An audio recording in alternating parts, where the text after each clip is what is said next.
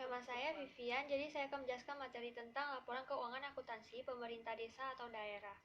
Jadi laporan akuntansi pemerintah desa atau daerah ini merupakan hasil akhir dari suatu proses pencatatan. Pada akuntansi pemerintah desa atau kelurahan, laporan keuangan desa ini dibuat sebagai bagian dari proses pelaporan keuangan yang lengkap. Jadi hal ini bertujuan untuk mempertanggungjawabkan penggunaan anggaran desa. Jadi ada beberapa komponen laporan keuangan untuk pemerintah daerah dan pemerintah desa. Nah, yang pertama ada laporan keuangan pemerintah daerah. Nah, jadi ada beberapa laporan keuangan pemerintah daerah yang wajib kita ketahui. Ada laporan realisasi anggaran.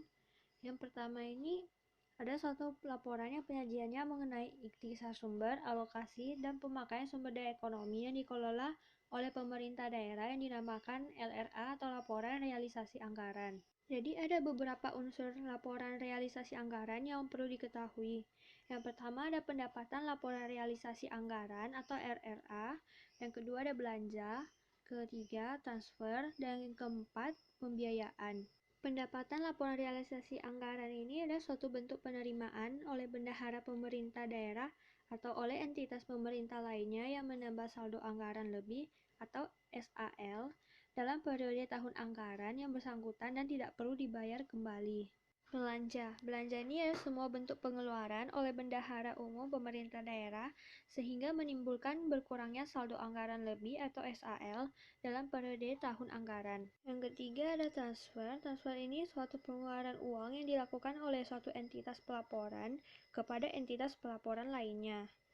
Pembiayaan merupakan setiap penerimaan atau pengeluaran yang tidak memiliki pengaruh terhadap kekayaan bersih entitas yang perlu dibayar kembali dan atau akan diterima kembali baik dalam tahun anggaran bersangkutan ataupun tahun-tahun anggaran berikutnya.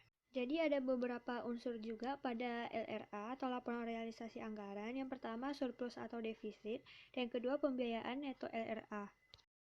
Yang kedua adalah laporan perubahan SAL. Jadi SAL ini adalah saldo anggaran lebih. Nah, saldo berasal dari akumulasi silpa atau sikpa tahun-tahun anggaran sebelumnya dan tahun berjalan serta adanya penyesuaian lain yang diperkenankan. Dan yang ketiga ada laporan arus kas atau AK. Adalah suatu laporan yang isinya mengenai informasi kas hubungan dengan aktivitas operasi, aktivitas investasi, pendanaan, dan transitoris yang menggambarkan saldo awal, penerimaan pengeluaran, dan saldo akhir kas pemerintah daerah selama periode tertentu. Yang keempat, neraca. Ekuitas dalam neraca adalah suatu kekayaan bersih pemerintah yang merupakan selisih antara aset dan liabilitas pemerintah pada tanggal laporan. Yang kelima ada laporan perubahan modal. Jadi ini adalah laporan keuangan yang menyajikan informasi-informasi kenaikan atau penurunan modal tahun pelaporan dibandingkan dengan tahun sebelumnya. Dan ada laporan keuangan pemerintah desa. Ada dua macam laporan keuangan desa. Yang pertama, laporan pertanggungjawaban realisasi APB desa. Yang kedua, ada laporan kekayaan milik desa. Yang pertama adalah peraturan yang memuat sumber-sumber penerimaan dan alokasi pengeluaran desa dalam kurun waktu 1 tahun. Yang kedua ini pada dasarnya merupakan selisih antara aset yang dimiliki desa dan jumlah liabilitas desa sampai dengan tanggal 31 Desember pada tahun tersebut. Membuat laporan kekayaan milik desa ini merupakan salah satu lampiran dari laporan keterangan pertanggungjawaban. Penyusunan laporan kekayaan desa dilakukan dengan beberapa cara. Yang pertama, melakukan pengisian akun kas di bendahara desa. Caranya, saldonya diambil dari buku kas umum atau BKU di akhir tahun setelah ditutup, sedangkan akun rekening kas desa diambil dari buku bank setelah sebelumnya dilakukan rekonsiliasi dengan rekening koran. Yang kedua, melakukan pengisian akun piutang. Pengisiannya dilakukan dengan melakukan inventarisasi atas hak desa yang belum diterima sampai dengan tanggal pelaporan. Yang ketiga, melakukan pengisian akun persediaan. Pengisiannya juga dilakukan dengan cara menghitung sisa persediaan yang masih ada per tanggal laporan dengan menggunakan nilai pembelian terakhir, misalnya ada materai, ATK, dan kertas segel. Yang keempat, melakukan pengisian akun penyertaan.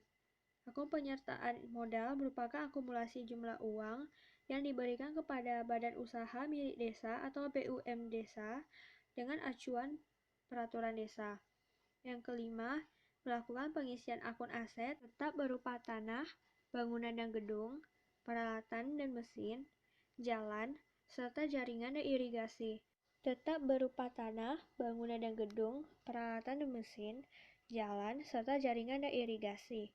Jadi pengisian akun tersebut diambil dari hasil rekonsiliasi antara buku inventaris pengurus barang dan laporan kemajuan kegiatan dari pelaksana kegiatan. Yang keenam, melakukan pengisian akun dana cadangan. Pengisian akun tersebut dilakukan melalui inventarisasi atas rekening bank yang menampung dana cadangan yang dimiliki oleh pemerintah desa. Yang ketujuh, melakukan pengisian utang jangka pendek desa. Pengisian akun ini dilakukan melalui inventarisasi atas liabilitas pemerintah desa. Contohnya, pendapatan diterima di muka, dan pajak yang sudah dipungut atau dipotong namun belum disetor. Yang terakhir, mengisi data kekayaan bersih yang merupakan selisih antara nilai aset desa dan utang jangka pendek. Sekian dari saya, terima kasih.